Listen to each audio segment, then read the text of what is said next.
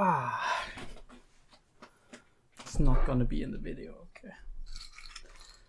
Looked weird and nobody knows what I was doing.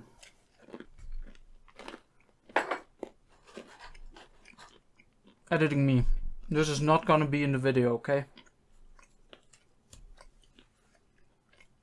Editing me is so fucking mean sometimes, you know?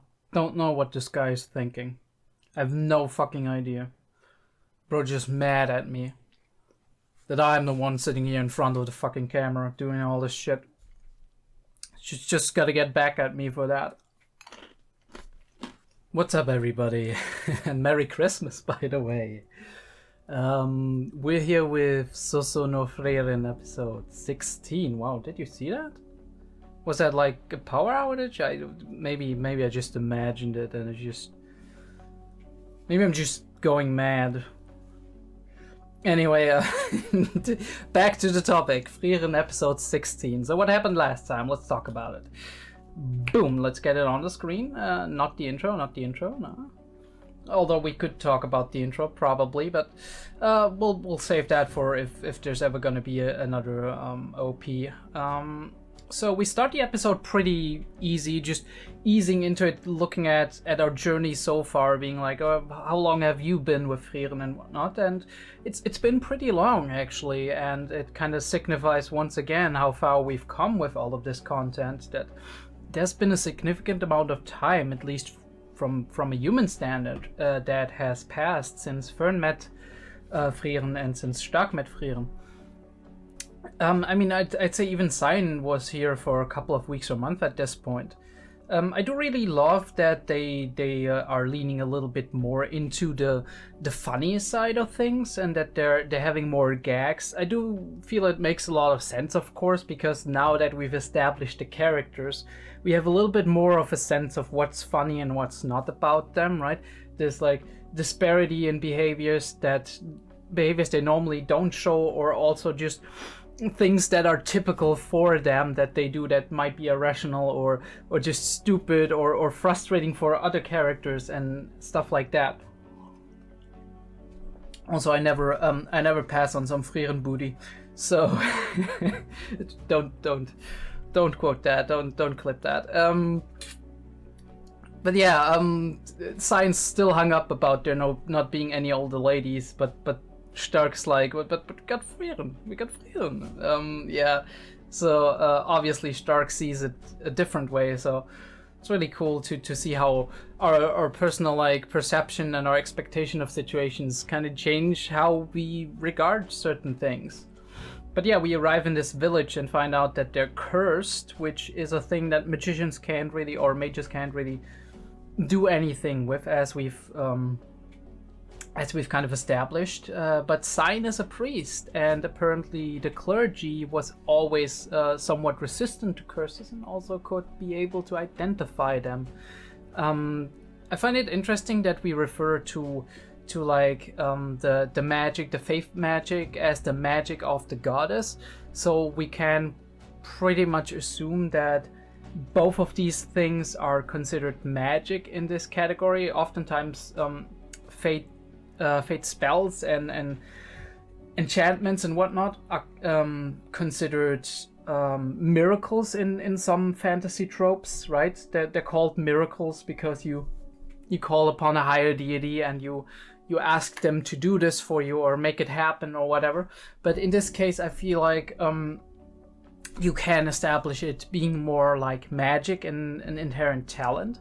I think I got this wrong the last time, that I did assume that the clergy was kind of holding back that knowledge of and these scriptures that would explain the magic of the goddess, and that the mages are therefore not really that much interested in it, because also they do not have that much talent for that, right? You need specific talent for that.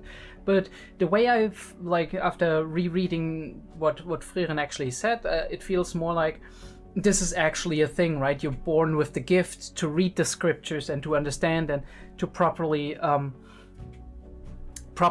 translate the scriptures into actual magical energy and whatnot. And maybe even the scriptures themselves have some kind of that magical ability, because we don't know how it is with with priest and mana.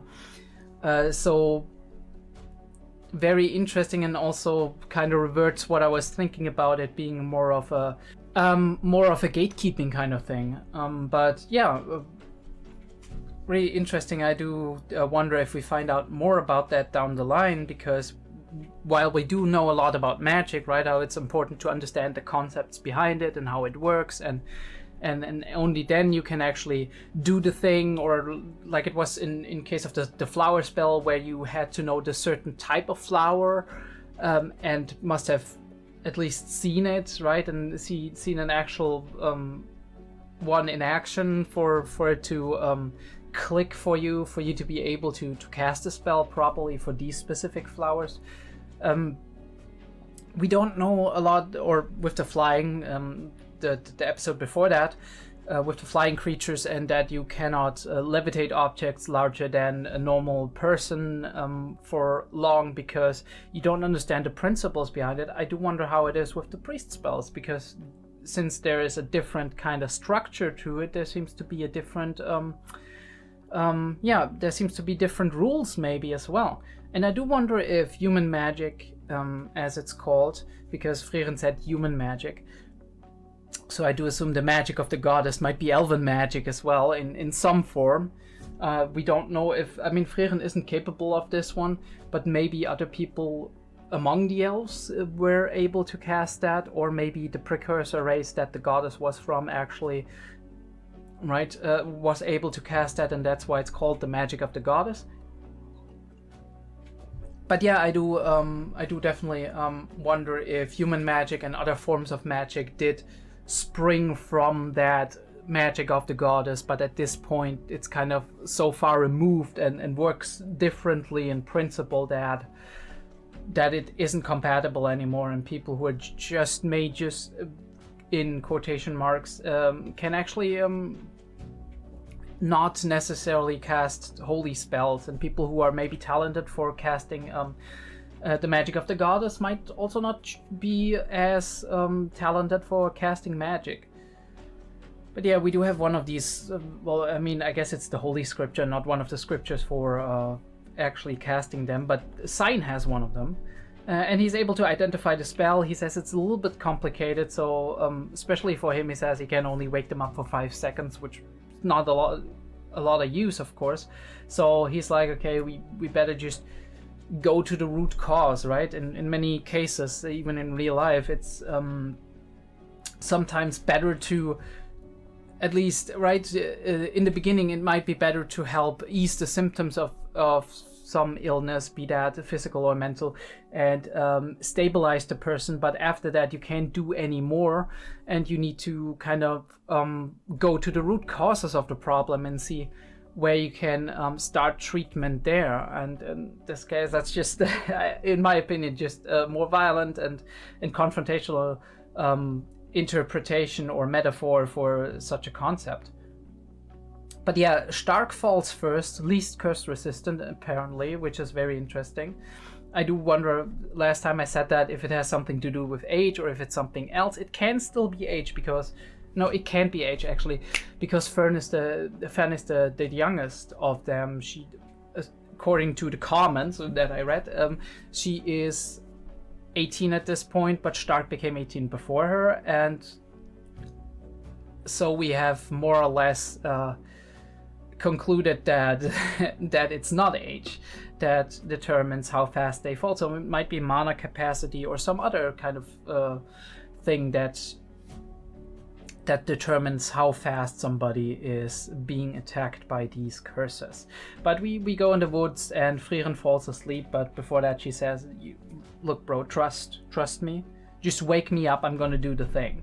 Don't fight alone, because she probably assumed that when she fell asleep, he would be thinking that. It would be like, oh, well, 5 seconds, that's not enough to explain to her what to do and whatnot, and she might not know. And we do see him impressively getting out the book and casting the spells, and it's pretty cool, and he notices that the plant species kind of has a mirror-like surface, and it's reflecting his spells. And what I didn't quite understand last time, what I didn't quite get when I was doing the recap, is that his main fear here was that Frieren wakes up and she shoots at the plant and doesn't realize that the plant can just cover herself, because even if she would be shooting for the core, which is like still questionable, and he was like, I don't know if she would get that immediately if I get the information out, right? But even then, she would shoot at the core and the plant will cover itself, and it could even affect the village, right? With her amount of magic and power that she has, that he thinks she has as well, that he assumes that it might be a problem for the villagers and destroy the houses or even kill them. So that is his major concern. 𝐏𝐢𝐏𝐬 says that adventurers don't need mutual trust, but one of the commenters actually said something to that effect, that it might have been the translation that wasn't quite right here. And I agree, right? Because we do have this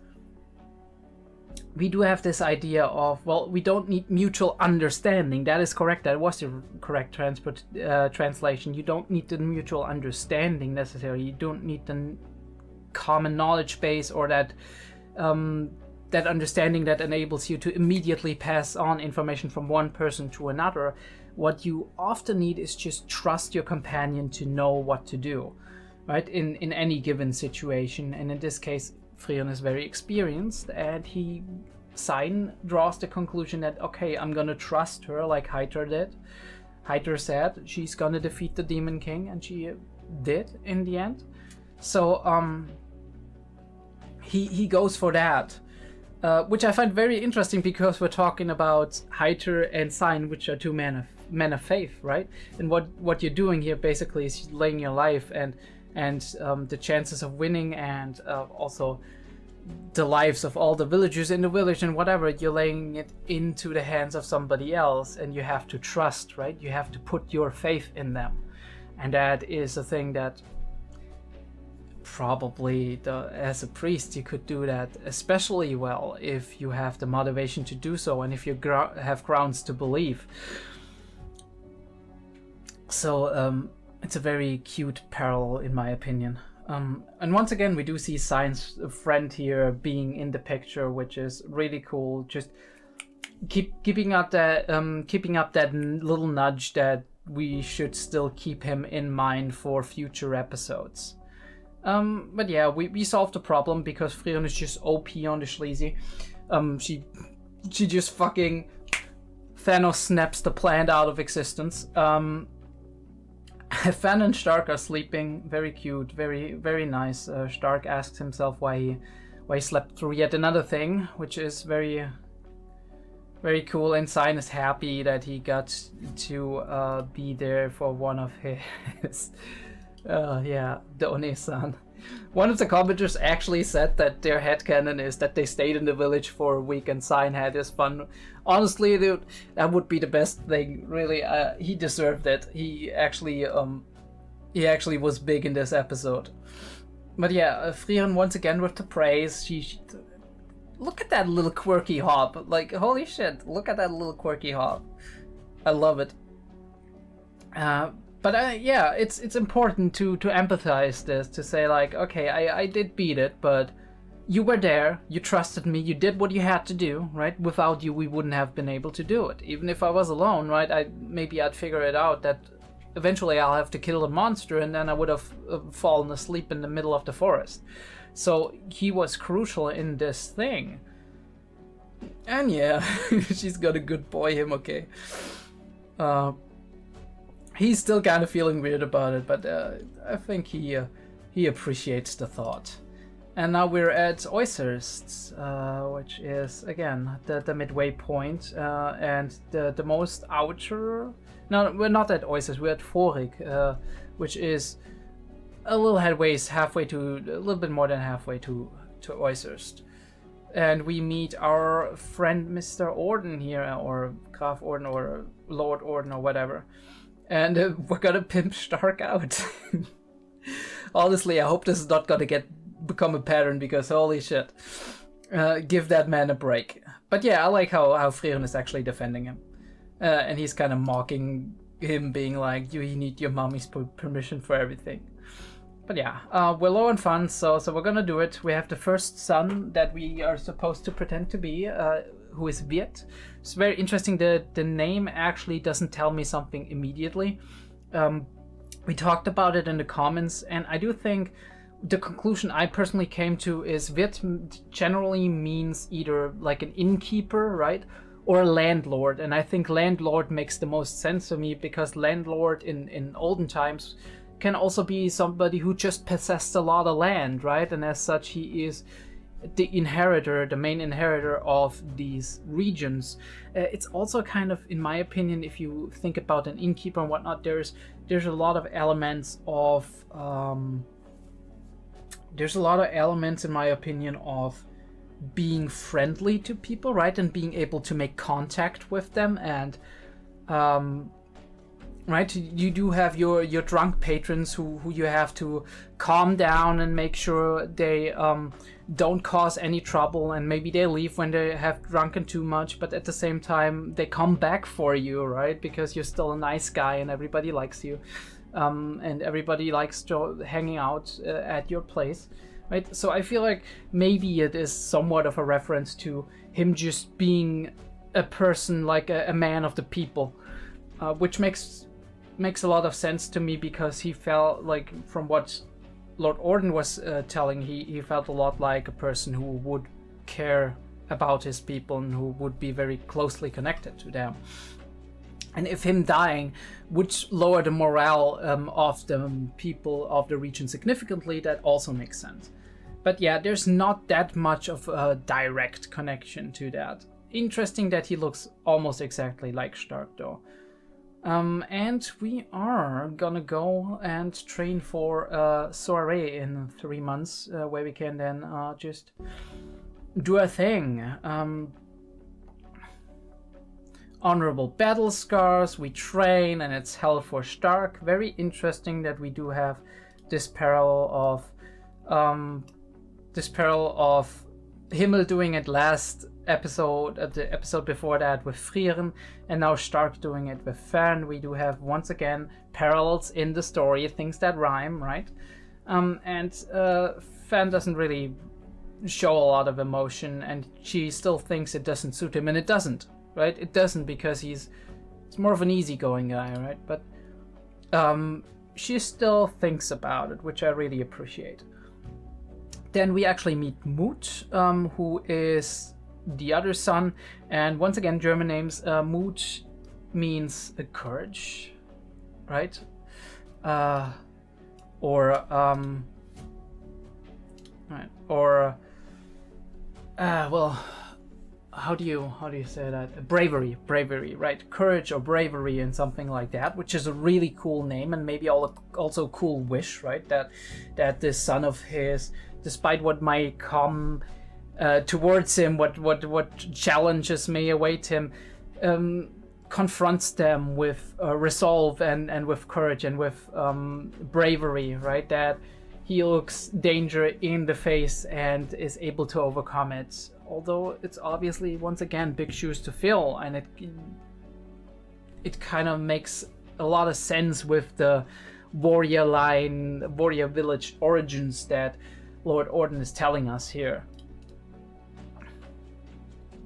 But yeah, he appreciates his son. He's a good father. He knows that while he might not be as talented as the other son, he still tries very hard and made a lot of success because of that, a lot of progress in his training, and that he might one day become a better knight than he himself is, which is, I think, a wish that a lot of parents kind of have, right? That the next generation is kind of doing things a little bit better, and that they have a little bit of a nicer life, and that they manage to accomplish things that you might have not been able to do now. It's very, very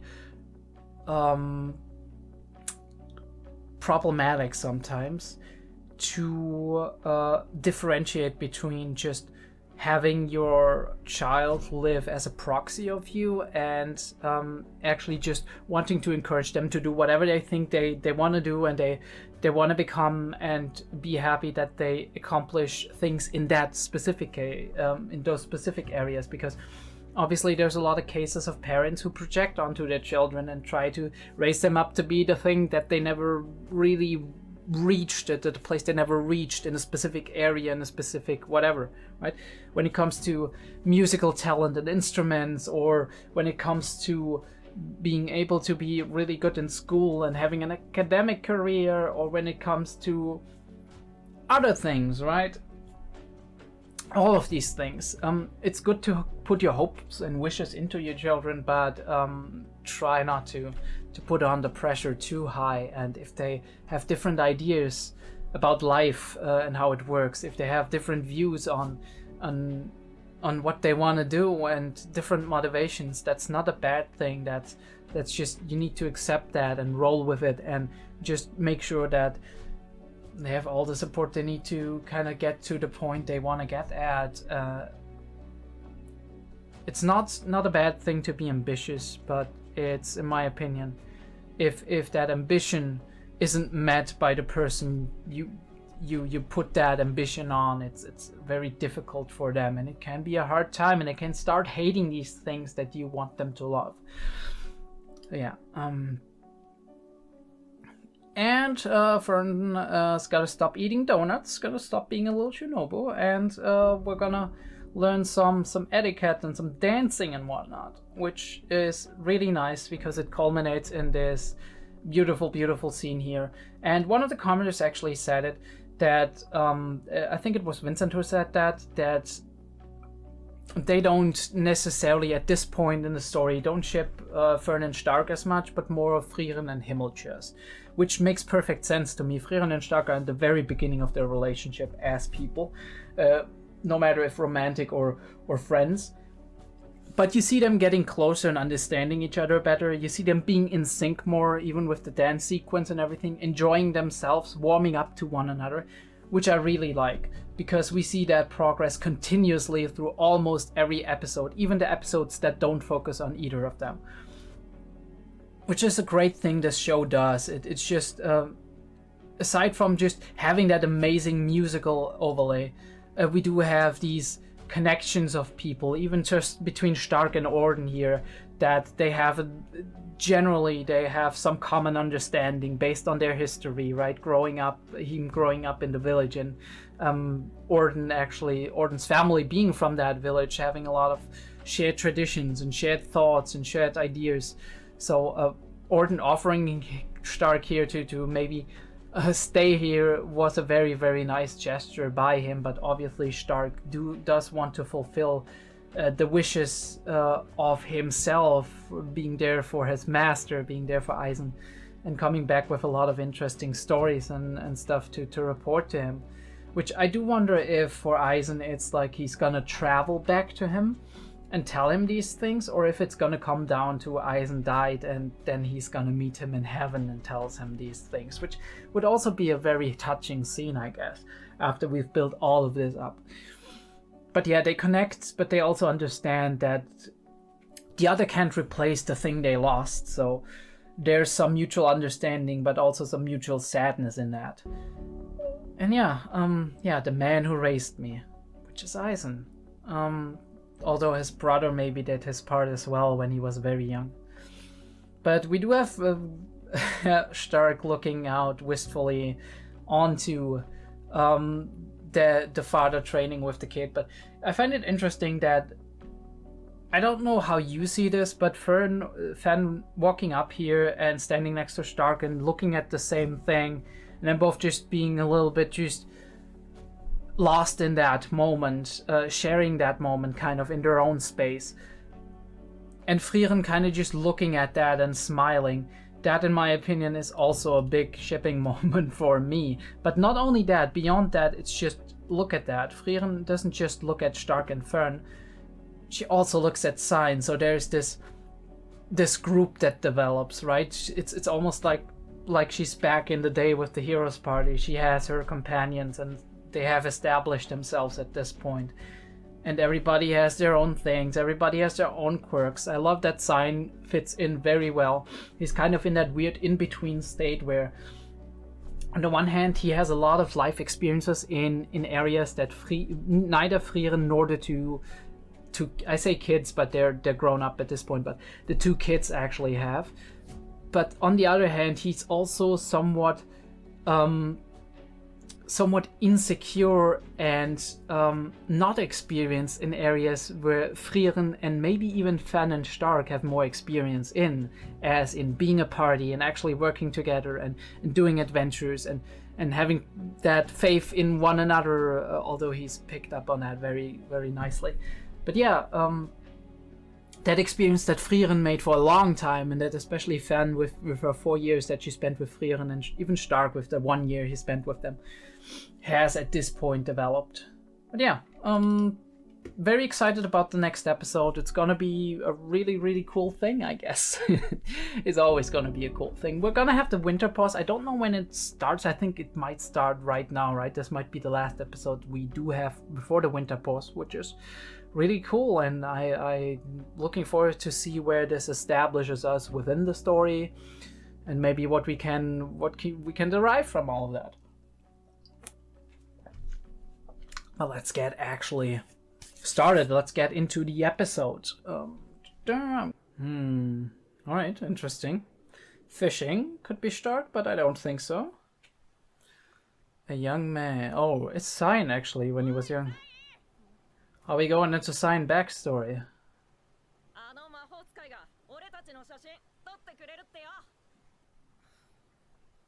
So he was always like this.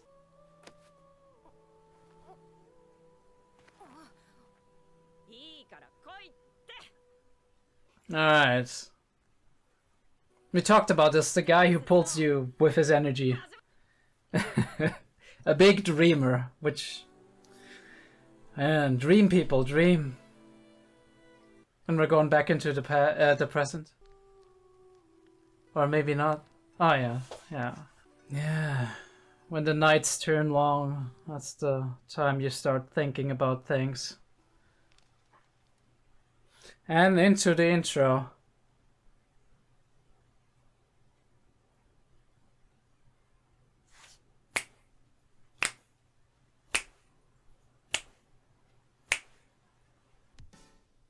And here we go. Long-lived friends.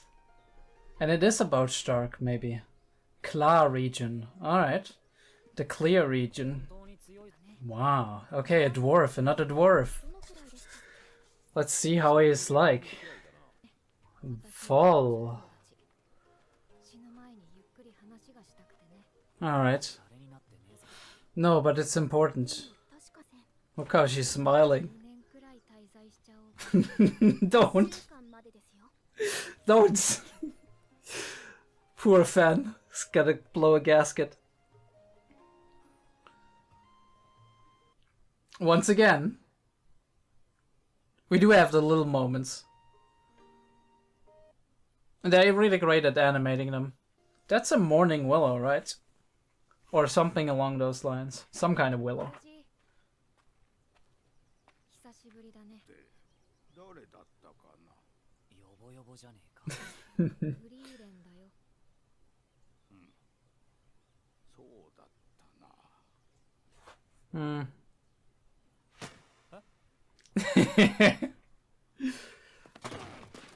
Oh, we're testing him.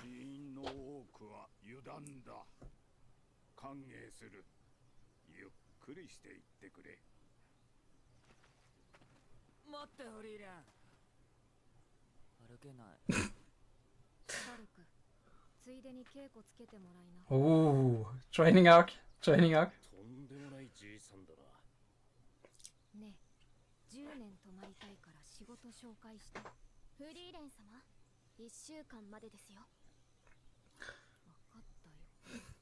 She keeps insisting.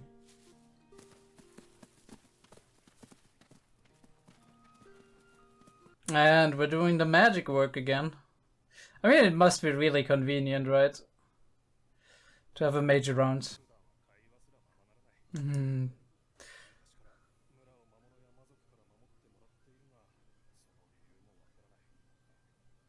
I do wonder if it's him just pretending, Or if part of that is just when he meets people he's known before, it all kind of comes back in a way. But I think the way he gives himself is relatively, like, it's pointing more towards him just pretending, just keeping to himself, right? I mean, once you kind of lost connection, and a lost connection to people around you, right? You can't talk about the same things, and the conversations don't stir you up like this. It's hard to just to make the effort at some point.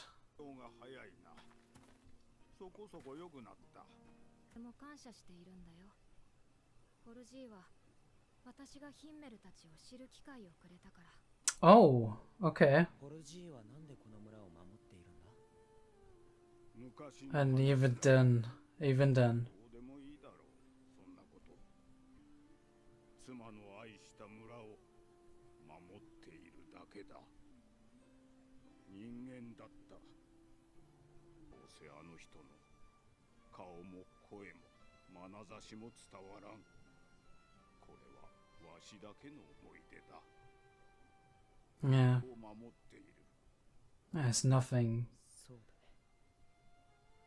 There's nothing bad about that.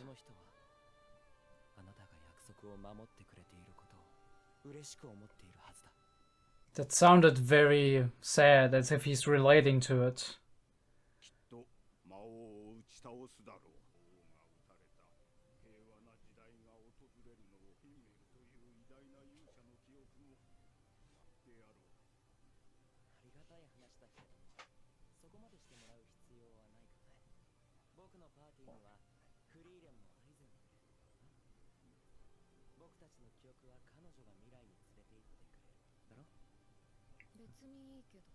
And it was kind of his idea.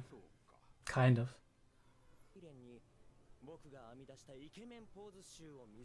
And we have the games again. Maybe I won't remember you.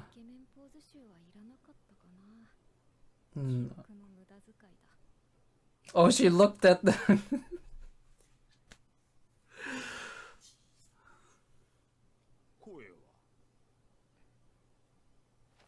私をバカにしないでよ。全部覚えている。ヒンメルは私が人間を知ろうとしたきっかけだよ。ポルジーが村を守ろうと思ったきっかけと同じで大切なことだ。わしはもう思い出せない。顔も声も眼差しも。That is scary. That is a scary thought. Wonder. ポルジーは冗談がうまいね。Denial.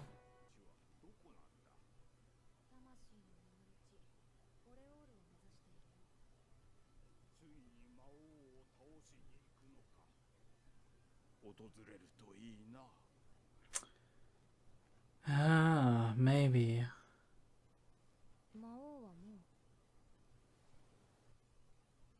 Yeah.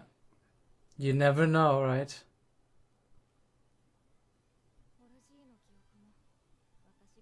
Right. Yeah, I mean, she just accepts it. What else are you gonna do, right? Ah, yeah.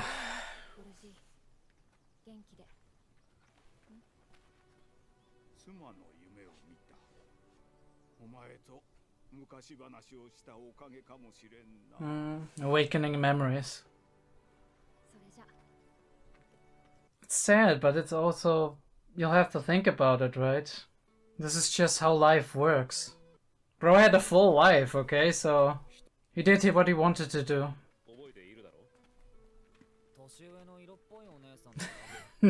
No, not exactly. His friends.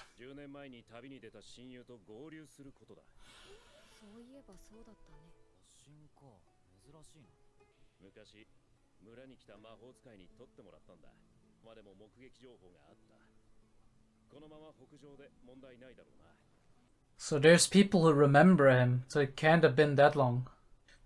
As Stark says. Oh, okay. Is that what he named himself?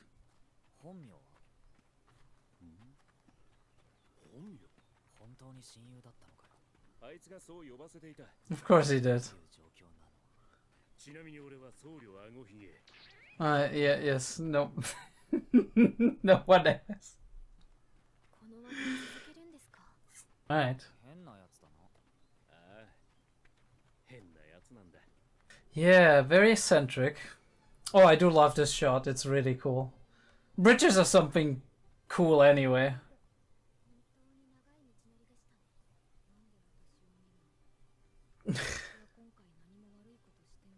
True.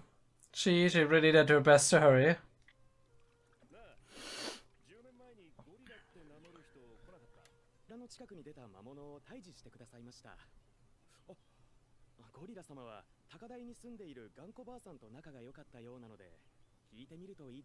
Oh, I wonder who that is.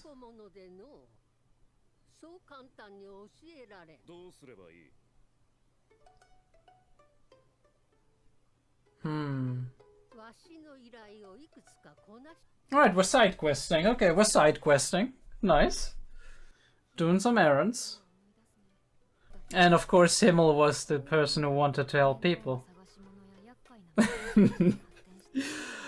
Always in trouble. Always in trouble. Bro keeps hammering, he wants to ignore him. Oh no, the treasure chest. Somebody watch the Frieren. Is that a cockatrice?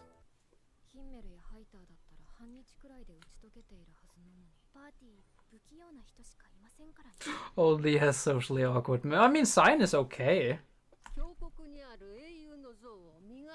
Ooh, hero statue. Is it Himmel? Or is it somebody else? Probably Himmel. Alright. Long ago. Might be Frieren's body. Might also be others. Oh, okay. Cool. Maybe Kraft. Maybe Kraft. Oh, 2 heroes. And it's Kraft. Holy shit. It actually is Kraft.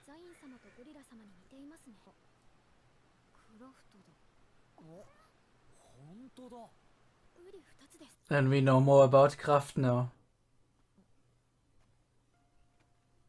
Alright, so what memory does it trigger? What's his...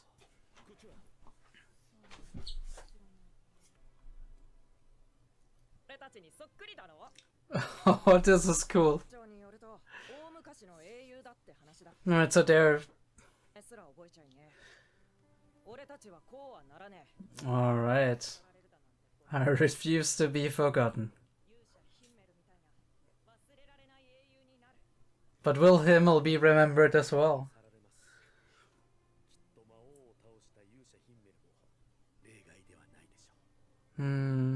But...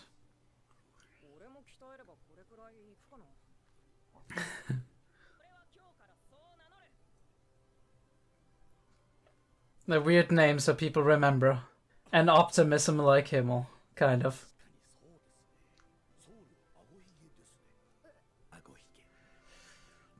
And we blend into the statue that you see here. Yeah. She doesn't have to spell for it. Interesting.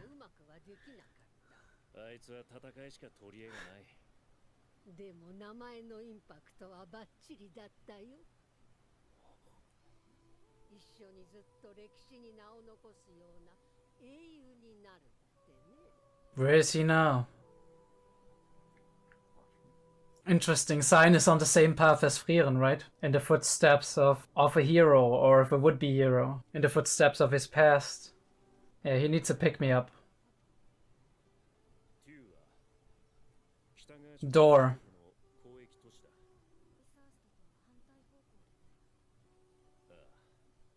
Are they gonna go?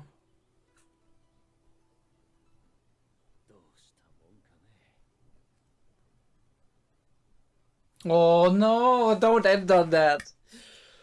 No, I'm not alright. I mean, it was somewhat of a slow episode, but still. Every episode.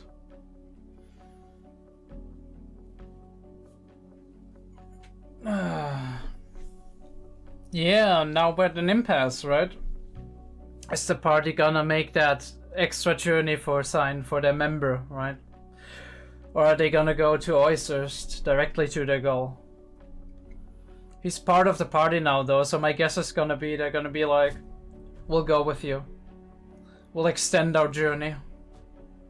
Because in the end, the journey is important too, right? But I don't know. There might be some other reasoning going on then.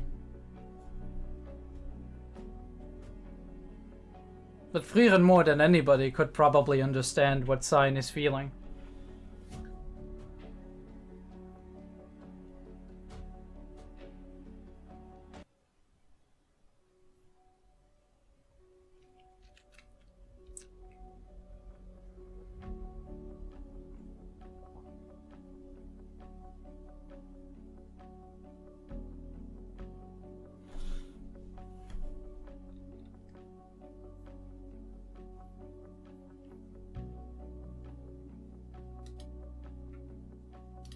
Take care. Okay, an interesting title, which is probably supposed to make us suspect that they're going different ways, but I don't know. I'm feeling like there might be more to it, and it must just be a little bit of a tease to make us wonder what's gonna happen. But we'll see. I'll talk to you in the discussion, guys. Yeah, see you there.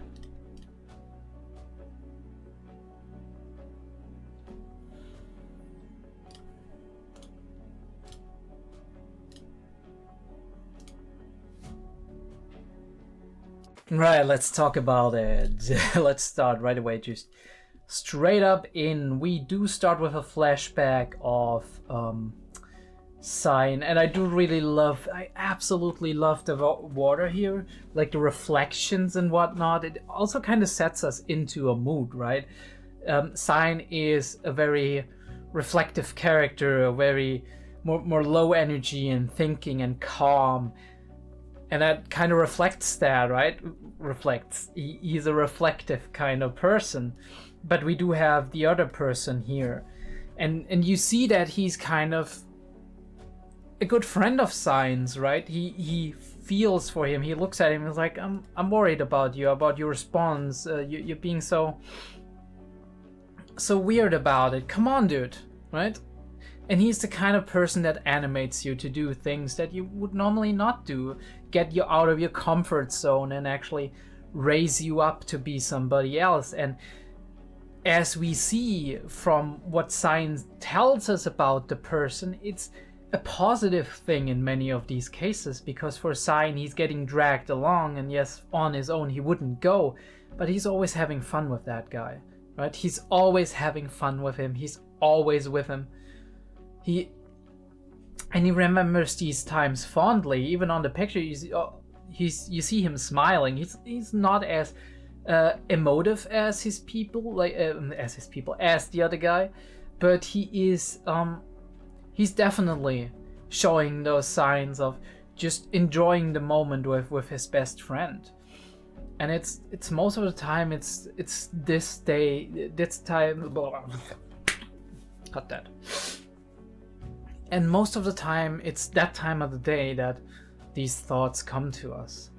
These feelings of what just happened? What am I thinking about, right? Either just thinking about things that are way back in the past, or thinking about things that just happened today, and then just contemplating that. And moving them around in our head, and if I had done something different, or I wonder how this turned out, and how this is gonna turn out in the future, and I worry about it. People like Sign, even people like me, right? We're very active when there's very little noise around, and that's one of the reasons that a lot of people, I do feel, especially these days with all the media around us, engrossing themselves and losing themselves in media. That can be a great thing, right? Escapism is a great thing on, well, to a degree. Escapism is a great thing to a degree. It can kind of de-stress you. It can get you back on a more stable and calmer level. But it can also be very detrimental to you if you just keep shoving your problems off until they either disappear or it's too late to do anything about them anymore. And I think that is a lot of people just lose themselves in that, and there's so many distractions and so many also just interesting and worthwhile things to do these days that it's very hard to sometimes just make a cut and stop and sit yourself down and just think about the important things. And that doesn't mean you have to constantly rotate them in your brain, because that is the issue of many people, right? Especially people who are depressive. They have a lot of tendencies to contemplate these things, right? A lot of tendencies to have the thoughts run wild, especially in the night when they can't sleep, when they're afraid of things in the future, or they worry about things that happened in the past. That's a very big sign, oftentimes, obviously in combinations with a lot of other things, that you might have depressive tendencies in a way, or you tend to overthink things, right? Or you might have anxiety issues. Now, obviously, most of the time you know before that, right? It's not just this, it's other things that you notice, and you already know that you have anxiety or depression or whatever, or something along those lines, or your general condition is going in that direction, or you do have you are very vulnerable to it happening to you before you start realizing that this or that or whatever is part of it. But yeah, and he does have real concerns and real fears here, right? We do generally in psychology, I do think, especially when it comes to clinical psychology, you do differentiate between fears that are rational, right, or are very unlikely, and fears that are actually have to do with things happening in your everyday life that are actual challenges, actual hard challenges coming towards you. If you, for example, you work with stroke patients or people having dementia or whatever, there's real fears involved in that, right? How do I get my groceries in the future, right? Especially you had a stroke and you're not as mobile as you were anymore. How do can I still drive my car? That's a very emotional thing for many people, because it's your mobility, it's your freedom in a way, it's your independence from other people. Do I have to be reliant on other people? And if that's the case, then do I even have other people that I could rely on? And all of these things are real fears, and we have to acknowledge that they're real. We can't just say a patient is very fearful if all of these things are actually things that are very likely issues that are gonna come up very soon for them because of the circumstances they are in. Now we have to acknowledge those fears, and we have to find a way to process them and deal with them and actually find solutions for these problems that we're afraid of. In Science's case, it is already a big help that he's following in the footsteps of his friend, because I do know that, or I'm pretty sure that if he stayed in his village, or if he just went off on a journey and ignored the lingering questions of what happened to my friend, where is he now, what is he doing, this would weigh heavy on him all the time, and it would be in his mind. And yeah, he's still in the position where he can do something about it, at least find out and get closure if his friend died, or find out and find him and actually reconnect to him if his friend didn't die.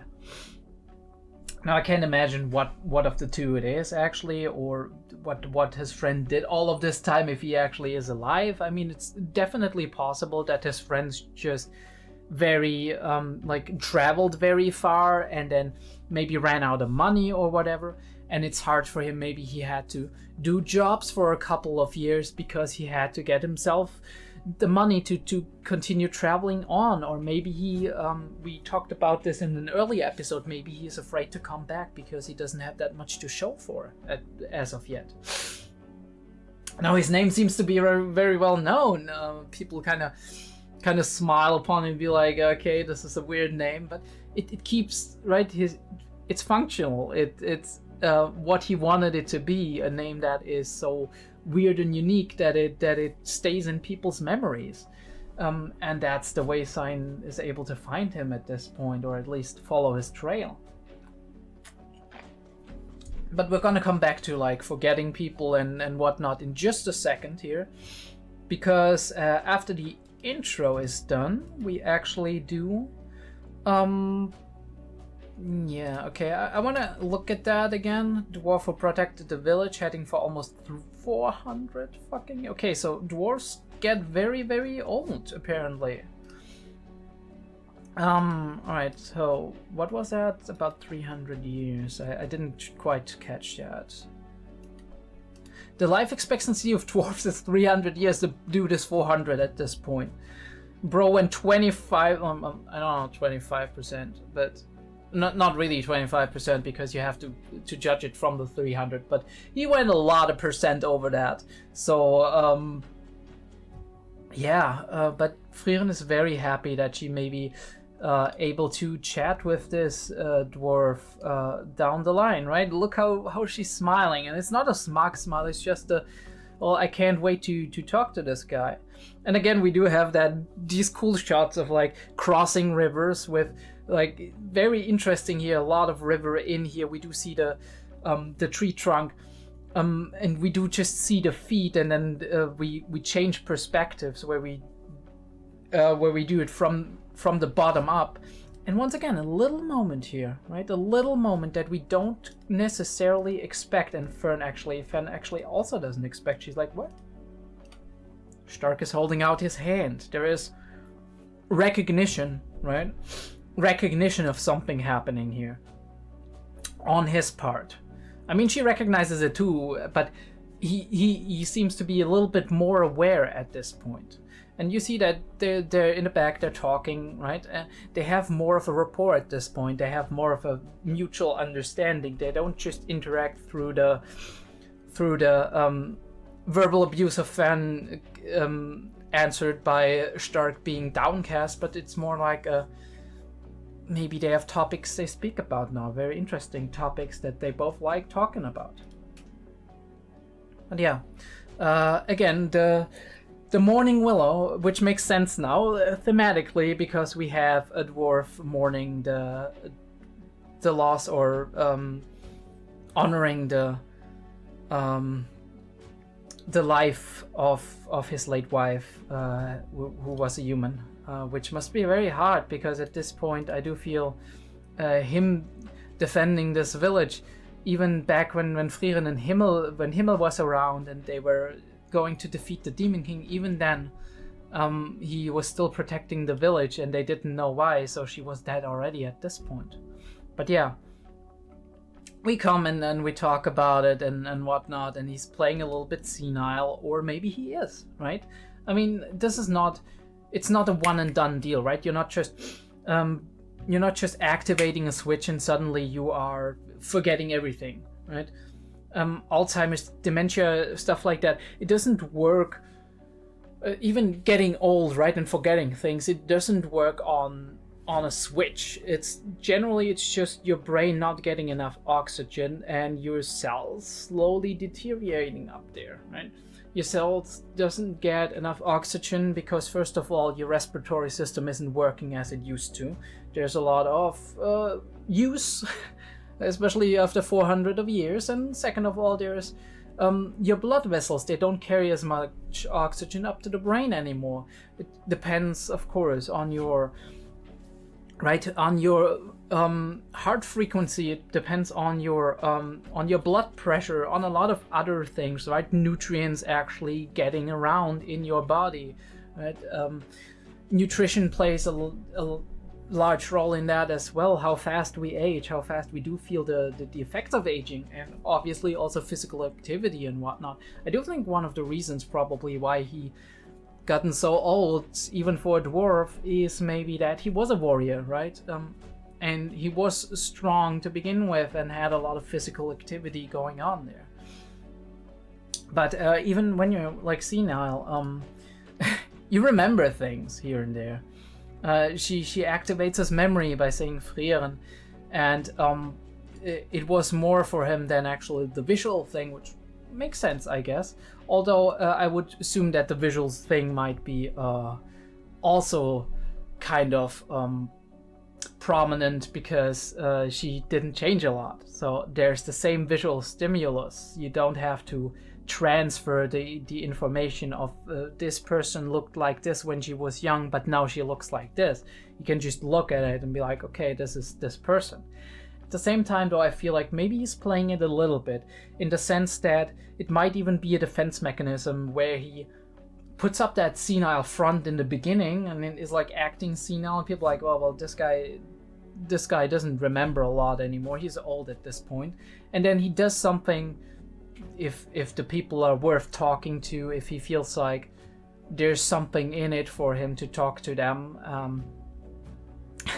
And we'll get to that in a second, but he'll actually go and reveal himself actually knowing enough or knowing more than people might think, which he does with that little trick where he trips up Stark. Stark maybe activated his neurons a little bit when it comes to his warrior training. He saw the statue, he saw the axe, he saw the channel built, or maybe it was the Frieren thing that put him back into it. But like I said, maybe he acts a little bit more senile than he actually is, as a defense mechanism to set people's expectations, right? So people's expectations are, okay, he's very old, he doesn't know stuff anymore, right? He forgets stuff, he's forgetful, senile, whatever, right? And then he's like, oh no, I'm actually pretty fit, like mentally, right?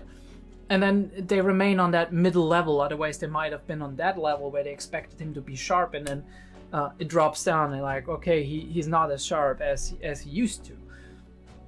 Obviously spend enough time with the people and it's gonna be revealed anyway, but this is kind of my theory. It might be a defense mechanism because there's obviously a lot of personal struggle with self-efficacy, confidence, and just embarrassment, pride. Whenever you lived a long life, you were somebody very accomplished, you were maybe somebody also very smart, and suddenly you lose those mental capabilities. You know you're smart, you know you're bright, but suddenly you forget these things. You forget people, names, concepts, right? And they only come back to you after some time, and you're like, why didn't I remember that shit, right? And it's embarrassing for you. It doesn't have to be. It's a natural process, but it is. If you lived your life knowing what you're capable of and doing these things, and then suddenly you feel like, well, I can't even remember the face of my love, right? My wife. Very sad, but yeah. More on that in a second, yeah. He's obviously inviting them, and Frieren wants to stay decade. She's very stubborn about it, but Fern's like, nah, we're not doing this shit. We stay a week at most, and I do think at the end they probably stay a little bit longer than a week. I have to reread what it said. Like, I think there was a time thing that came up a little bit later. But I think they stay a little bit longer than a week, but Fern put her foot down, and that's a good thing, to be honest, for us audience as well, that we actually get some variety here and don't just spend a lot of time just talking to the same person and just doing the same mundane fetch quests. But yeah, we're helping the general population, we're doing some side questing, and Old Man Full, very interesting because it can mean a lot of things, right? Full, living a full life, right? Being full of something, right? There can be a lot of interpretations for that. Full of memories, full of warmth, full of love for his wife. Yeah, very, very interesting. And he's teaching Stark a little bit along the way. Damn, Stark, you're... Stark's on some Sisyphus kind of cried here. That is insane. And we're fishing. I do really like that because we do have the continued theme. Stark did it when in the episode where Psych joined us. He already did it a little bit, and he seems to continue this practice. And we do have the parallel to what Psych did in the beginning of the episode as a kid, that also liked to go fishing. But obviously, it's also a necessity, right? Get some fish so you can eat tonight. Yeah, with these little montages, again, I love the montages, as always. It kind of shows you just a little bit of what's happening without necessarily having to tell you right out. It's content without having to make a lot of content beyond just impressions, right? It's more of an emotional journey, a journey that we ourselves can put whatever interpretations we have inside of to fill the gaps between the significant, like the plot significant things happening for us. But it tells us a lot about, and it creates that mood of an adventurer life that I really enjoy, especially with the music and whatnot that's happening. We do have the glowing mushrooms and whatnot, and they kind of talk it out. I think it's very curious that she says that Voll is kind of responsible for Frieren joining the part, or for Frieren getting to know Himmel and the others. It might be just this conversation that they had, right, where Himmel's like, well, where Himmel's kind of talking to Voll, and Voll is kind of telling us that he doesn't quite remember his wife anymore, or at least her face, but he couldn't adequately describe it. He still has kind of like memories of it, probably flashes at this point in time, but he couldn't properly describe it anymore, which is very sad. And the memory is his alone, and Himmel sees that, right? Himmel is a very empathetic character, somebody who feels a lot for people and has a big connection to emotions. So for his own party, he he wants everybody to remember, and he puts that task onto 𝐈𝐦𝐩 and Frieren, which makes sense. 𝐈𝐦𝐩 is a long-lived person, as a dwarf, 300 years on average, which is a lot. And yeah, he puts it on Frieren. I think it's very interesting. She'll carry our memory into the future, and yes, she does, and yes, she did. I find it very interesting that Frieren's response to a lot of things are 𝐏𝐢𝐏 or 𝐏𝐢𝐏, which is I don't really mind, fine I guess, which the translation says fine I guess here, but at the same time I feel there's more going on inside of her, right? Not in every one of these moments, but even moments where she just nonchalantly says, like, she says stuff like that, she still takes it as very seriously coming from her companions. And it does leave a lot of an impression on her most of the time, even if her response is just, it's fine, I guess, or alright. And then we have the little quirk, the little games they play back and forth.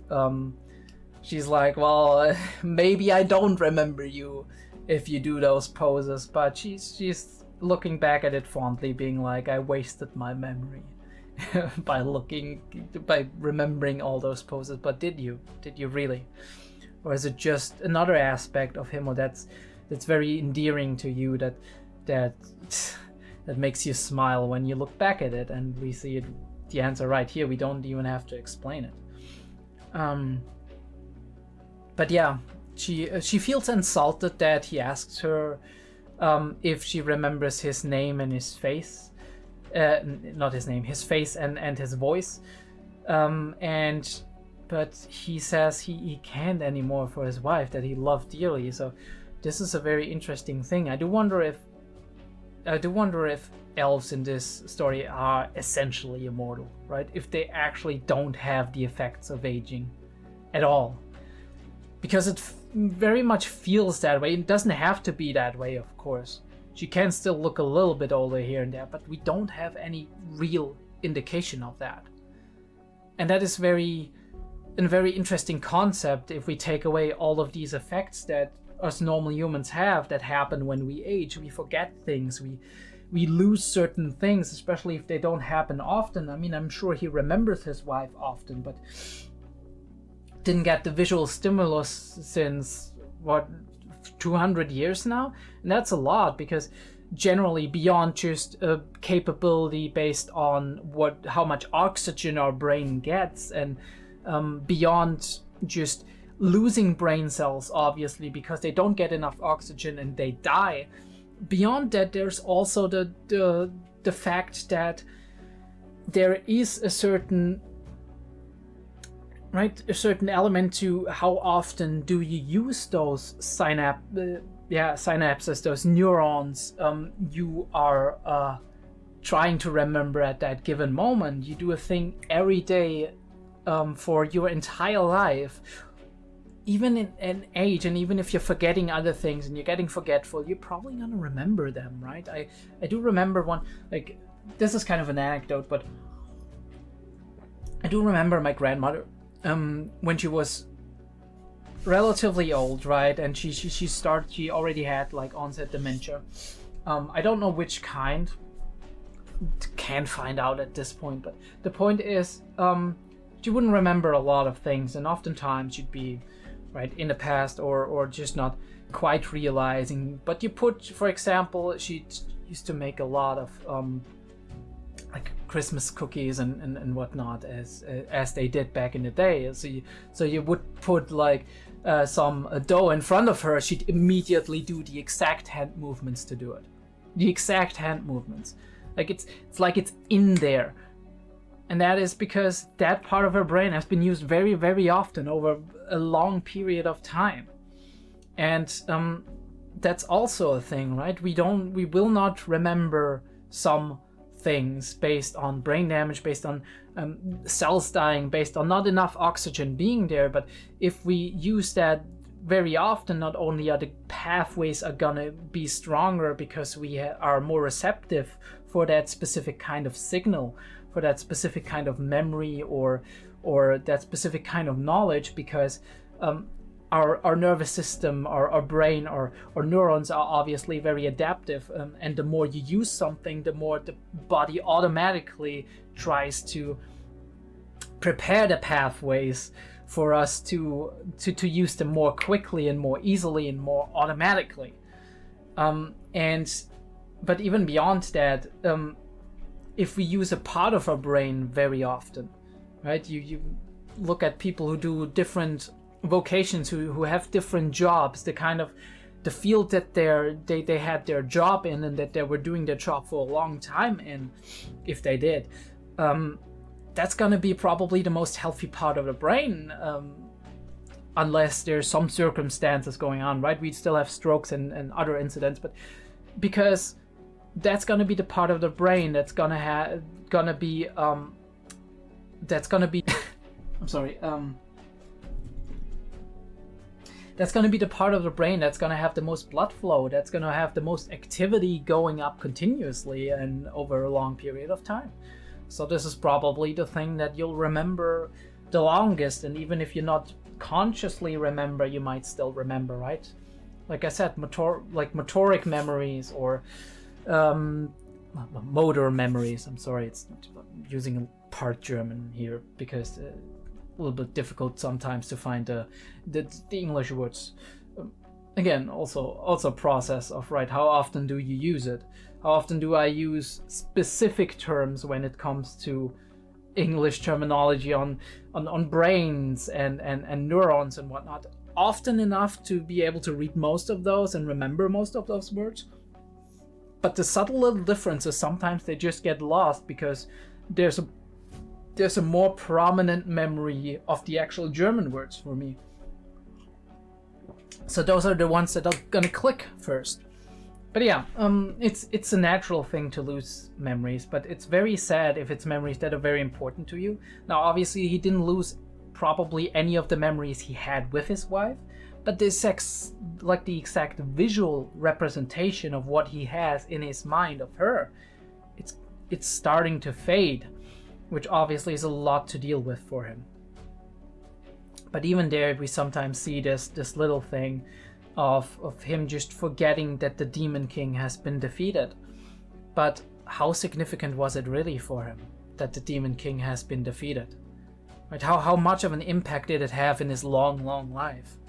He already was 200 or 300 years old when the hero's party met him around the time when the Demon King was defeated. So there's many more memories that have been saved in that brain. And it's not a thing of capacity, but it's just a thing of how often do you use it?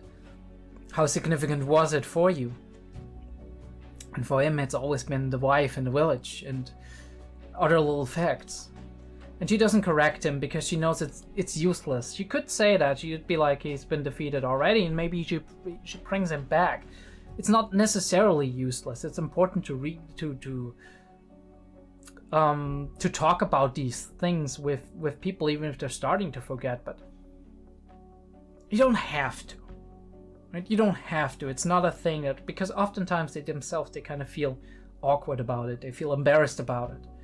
Now, obviously, these days you definitely try to take that embarrassment away from them and make it like just help them understand and accept that it's a thing that happens, but it's not easy to do that if you're not in your situation yourself. But she does a very nice thing. She says, I'll carry your memory into the future. Which I like a lot, that she takes on that sentiment of 𝐏𝐲, the job 𝐏𝐲 gave her once again. And he was glad to see her at the end of his life, and apparently he said the same thing 80 years ago, which very funny, but 80 years is not a lot, right, for Frieren, and even not all that much for somebody who lives 400 years. So maybe she'll see him again one day. Yeah. And he dreamed of his wife, right? The memories are coming back. She kind of awakened that and kind of made him realize that it's so hard to remember the face. And he kind of dreamed of it again. It's a wonderful thing, right? Having these flashes of instant remission or recovery. They're gonna be there, right? Sometimes those parts of the brain, they're not entirely damaged or inactive. They can be awakened again, right? If there's a lot of activity going on. And that's why you always say that, especially in case of like actual damage to the brain, there's a big chance of like things recovering over time. Now, of course, we have to kind of differentiate. Of course, I want to say that before we close this topic, we have to differentiate between actual dementia and just getting old and losing memory, because dementia is not just getting old. Dementia is an actual syndrome. I call it that, an actual syndrome, an actual disorder that is based on various factors, including specific illnesses or nutritional things or genetic things that do inherently cause dementia. So dementia is not natural in that way. Getting old, getting forgetful is natural. Dementia not necessarily, because it is a rapid degradation that has various identifiers, although it's very hard, because even our professors tell us that it's still, we're kind of stumbling in the dark when it comes to dementia. Oftentimes there's a lot of indicating biological markers that we can look at, but oftentimes we do find out that there are also very, very healthy people that don't have any signs of dementia, and also don't have any signs of dementia later on in life, that have the same biological markers. So yeah, it's still very, very much a mystery. Not that much a mystery as it was maybe back when Alzheimer's discovered these things, but very much a mystery in the sense that that we still don't know the exactly the causes of it and how we can predict it, right? How we can prevent it, how we can kind of set on early and try to avoid most of the damage. The only thing at this point we can do is kind of just stall it, right? Once we see somebody has dementia, we can use medication and other methods to kind of just prolong the quality time that people have in their lives before the real problematic degradation sets in. But yeah, Alzheimer's, by the way, a form of dementia. Dementia does not equal Alzheimer's. Alzheimer's is a specific kind of dementia. dementia is a broader term for various parts of neural degeneration, including frontotemporal and other things as well. But Alzheimer's is one of the most common forms of dementia, right? Although I think oftentimes it's mixed form dementia, right? You don't just have Alzheimer's, you have Alzheimer's in combination with something else. And we do have some inkling to what might be happening in the brain, but we don't even know if that's the actual causal link, right? There's some protein things happening, but I don't want to go into too much detail. You can probably read it up. Looking at how these like the protein, there's some protein, like some enzymes that cut proteins in a certain way, and in specific cases there's like a rest that stays there, that like 42 kind of amino acids, I think it is, that can't be dissolved anymore, and then you have that plaque building on the brain, which we think it might be the case. There's another element to it as well, which happens on the inside of the cell. This is what, like, the plaque is, that the thing that's happened on the outside. But yeah, we think that might be it, but again, there's also some evidence that says it's not it, or it's not, at least not the only thing that's causing, or yeah, that's causing Alzheimer's or dementia in general. And we do also not know if this is like a result of dementia, or if dementia is a result of this. So we don't know what came first, like the chicken or the egg in this particular case. But yeah, in this case, I would say it's just forgetfulness, right? The person is very old. You need to keep that in mind. People are getting older. They're getting forgetful. You have a long life. You have less oxygen in the brain. That's what you kind of can take home with that. You have less oxygen in the brain. You have things that you don't remember as well, because the neural pathways are not used all that often. And obviously there's also the cases of instant remission, of instant recovery, where people are reminded of things based on other things that are associated with it. It just jogs their memory. Yeah. But yeah, Frieren looks back on this fondly. We do have, 29 years, we said that before, I think, but we are the Rohrrot yet at this point. And the Rohrrot is, Rohr means pipe road. Interesting. I don't know why it's called that way, but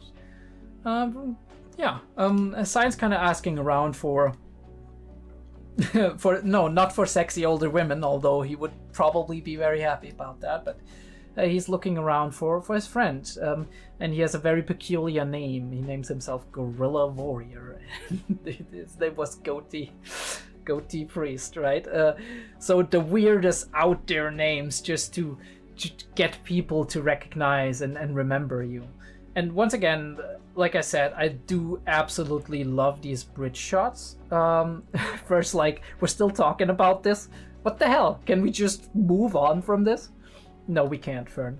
This is very important. This is vital to our mission. But yeah, I do love these bridge shots, which I don't know what it is. Maybe one of you can help me and tell me why I love these so much. It's just, I think we have all of this nature around. It's very asymmetrical, and you have this one thing in the middle that's kind of dividing it, and it's not just a contrast in the form of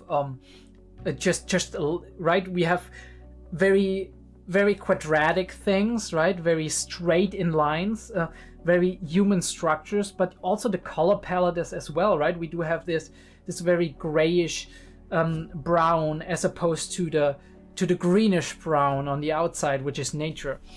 But yeah, bridges are really cool.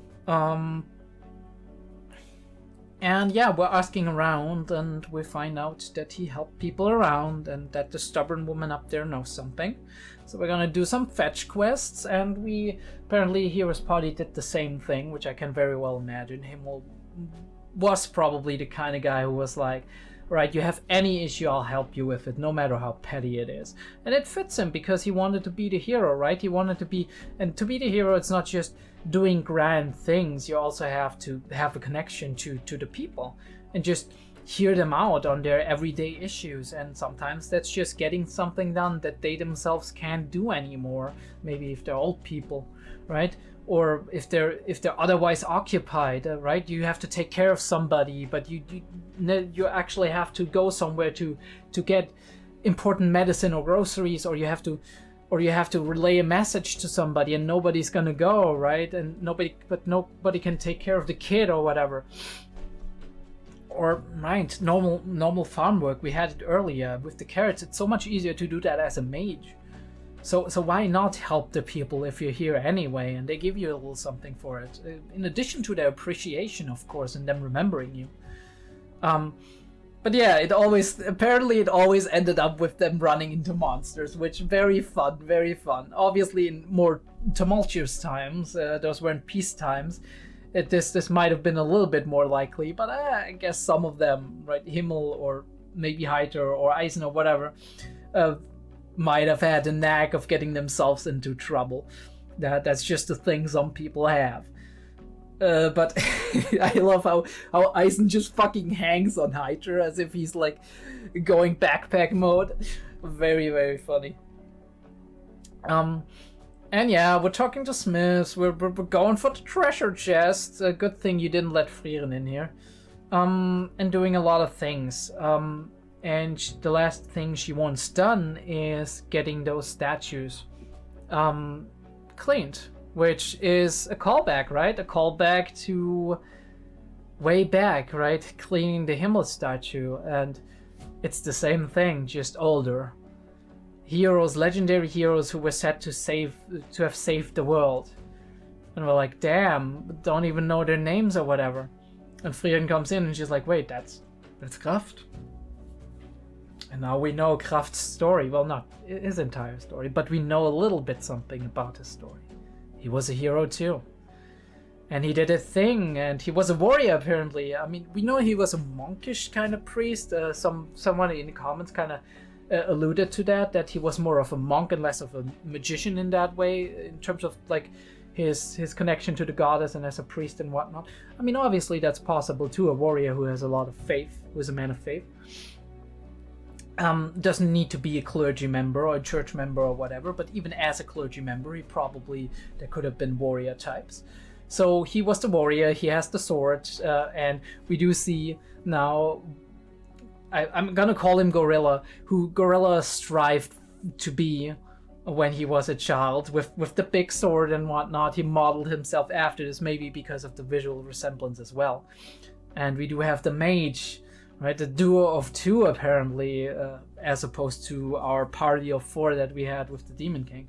But yeah, important heroes, statues are still there. They're still being somewhat maintained here and there, if people want them maintained at least. But they're forgotten kind of, and we look back at that and think, well, yeah, it's true. You get the things you do. At some point they're gonna go into obscurity. But Frieren remembers, and now she can revive the legend, right? Think about it, she can revive the legend. She can go back to it and be like, can tell everybody, this hero you're talking about, it's Kraft. And somebody's gonna remember that or write it down or whatever, and now it's in history again. And that's how legends can turn up again, right? You uncover things. That's what archaeologists love to do. They look at old ruins and look what faiths people had and what cultures they had and how they talked and how they interacted with one another. And they kind of take this dead culture that many people have maybe forgotten or whatever, and they just unearth them and put them into the present again, which obviously there's always some kind of inaccuracies happening there. You never be able to tell the thing exactly as it is, but we already have that problem with Himmel, who has been very recent in history. And even him, there's been things that the people who traveled with him know about him that nobody out there knows, because perfect image, hero, whatever, right? Everybody has their motives, and those motives and motivations, and even the focus you put on something, right? If you hear the story about somebody and you're motivated by a specific part of that, you're going to tell that much more vividly and in much more detail than you would any other things that you would tell. So there's specific aspects that get highlighted that might not have been as important or as like grand in the big scheme of that person's life originally, but they're getting pushed out because of the people that keep telling the stories. That's how oral history or even written history works. So in the end, the present even changes, or like the future, the present even changes the past, right? Because what else is our recording of history if not a perception of what happened, right? And what else is our perception if not reality? Because every reality is perceived by us humans as a human, by our eyes and our brain, interpreted by our brain. So it's all subjective. In a way, what is written down is somewhat the truth, even if it's a new truth, even if it's not the actual truth. It becomes the new truth in a way.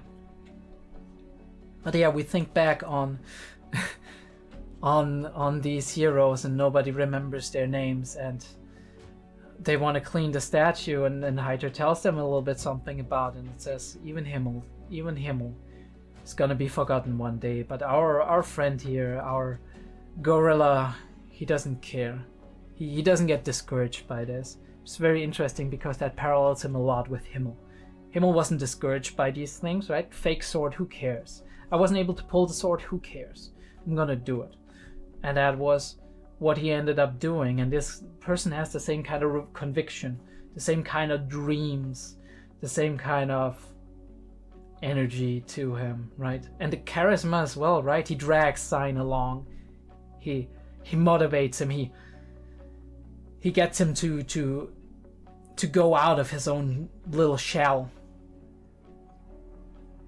and that is a personality trait. That is an ability of a leader. But also, what does a leader need as well? In my opinion, it's nothing factual, of course. Well, yeah, the ability to dream.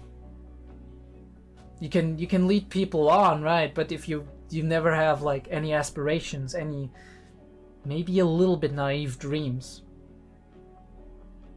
you're never gonna reach for them, right? And then you're never gonna get there.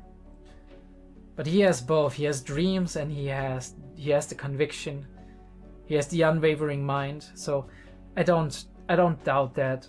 I mean, it's possible he could have died, but I don't doubt that it's very likely that he's still alive and out there somewhere. And maybe his spirit is broken at this point. That might be an interesting thing, right? We meet him and he's like, damn, I said all these great things and now look at me and whatnot. And Sign might be the one pulling him back out and being like, look, dude, just come along, we're gonna do this. And that's gonna be a big moment if it happens. But yeah, we think back, and they put a lot of work in it.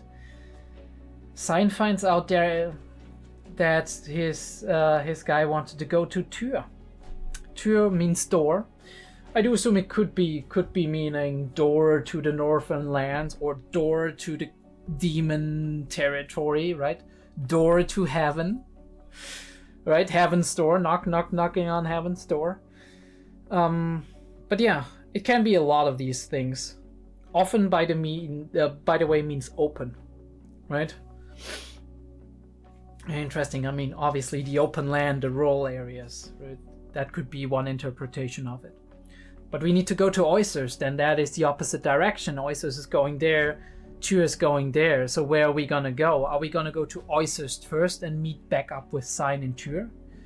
Or are we gonna go to 𝐸𝐻 first to just make our way around, and once we're at 𝐸𝐻, we're gonna go back to 𝐸𝐻𝐻 to get our certificate and whatnot? And if we're gonna go to 𝐸𝐻 first, are we gonna actually be allowed there? Because we know at some point, the northern lands, when we go to a certain point, we're not gonna be let through unless you have a first grade mage here, which Frieren is trying to get the certificate of in 𝐸𝐻𝐻. That's the whole reason they wanted to go.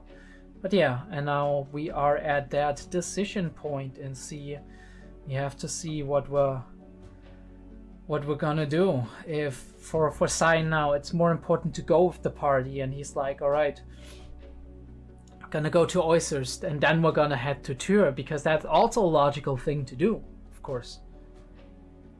or if he's gonna be like, I have to go my own way, and maybe I'll meet you again, which would obviously be a very sad departure. So we have to see at this point about what sign cares about more, if it's just traveling and making that experience, because obviously he can get info on his friend even after they went to 𝐲𝐬𝐧, or if it's more important to him that he finds out what happened to his friend right now, right, and follows in his footsteps and does it alone, maybe even the dangerous thing to do possibly for him as a not as experienced adventurer, even if he is a very talented priest.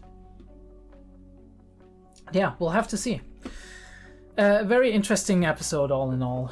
Very interesting, very nice for the winter break to end on this. Although I could have done without the cliffhangers, I'm gonna say it right out. But I have to see if next week is gonna be another episode, or if there's gonna be a break at this point. I do think somebody said it's a 1 month break. Maybe it's just a week, but I don't know. We'll have to see. Guys, if you do enjoy, guys and girls, by the way, if you do enjoy my content, if you like this video, please leave me a like. It would also be great if you subscribe to the channel so you don't miss any more episodes that are coming up. You could also join the Discord. The link is in the description down below, or at my About page, right, on the channel main page, right, in the About section. Right underneath the channel name, there's like Patreon links, and under the Patreon link there's the Discord link. I would really love to have you, just talk to you every once in a while. I'm also posting updates sometimes when something is delayed or whatever. I mean, I'm also trying to do that on YouTube community tab, but it doesn't happen all that often. So, right, you're gonna have more of a closer connection there. And if you want to discuss things, that's a cool thing, right? Anime, movies, books, whatever you want to talk about. If you just want to post memes. I love it. It's great if we build a little community there and just hang out. Very, very chill server, really. So if you're in for that, go for it. Other than that, I do have a Patreon. Check out the Patreon tiers. I do have early access for Made in Abyss and Frieren. Made in Abyss 1 week. Frieren is going to be a couple of days. Most of the time on the weekend, I'm going to release the timer reaction, and then later on, day or two later, there's gonna come the edited reaction, both for patrons, right? The timer reaction is for $1 patrons, actually, for the lowest Patreon tier, and the edited reaction is for the early access tier. And then around Wednesday, Thursday, I normally release the Frieren thing public. I have a few upcoming projects. Keep your eyes on the Patreon and the YouTube community page to see what's happening. Also, probably gonna at this point I might even have put it up a poll on Patreon for the movie we're gonna watch, and yeah, it's gonna be a cool thing. So keep watch on that. Well, other than that, I will see you on the next Frieren video, or on another video of mine that you're gonna watch. See you then.